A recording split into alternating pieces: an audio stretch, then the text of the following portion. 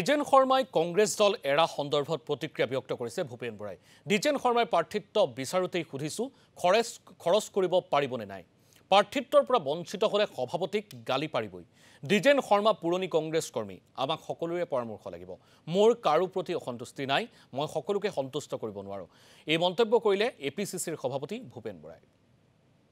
দ্বিজেন দা বহুত পুৰণা কংগ্ৰেছী আৰু মই সভাপতি হোৱা প্ৰায় 3 বছৰ হ'ল আৰু গোটেই সময়ছোৱাত তেখেতে উপসভাপতি হিচাপে আছে আৰু কোনোদিন মোক কোৱা নাছিলে এতিয়া যিবিলাক কথা কৈছে, এতিয়া যিবিলাক কথা সংবাদ মাধ্যমত কৈছে এইবিলাক কথা মোক কোৱা নাই। কিন্তু এটা কথা মই তেখেতক সোধাটো হয় যে দাদা এতিয়া ইলেকশ্যন কমিশ্যনেই প্ৰায় 90 লাখ টকা ধাৰ্য কৰিছে, আপুনি সাজু আছেনে ইলেকশ্যনৰ কাৰণে?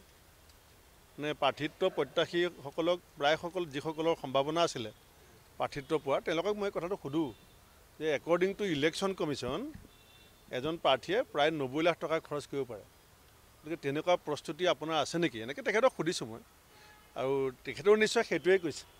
মই যিটো শুনিছোঁ যদি তাতকৈ বেলেগ কথা কৈছেতো উপায় নাই। এতিয়া যেতিয়া প্ৰাৰ্থিত্বৰ পৰা বঞ্চিত হোৱাৰ পাছত দল ত্যাগ কৰিব তেতিয়া সভাপতিক বাদ দি আৰু কাক গালি পাৰিব।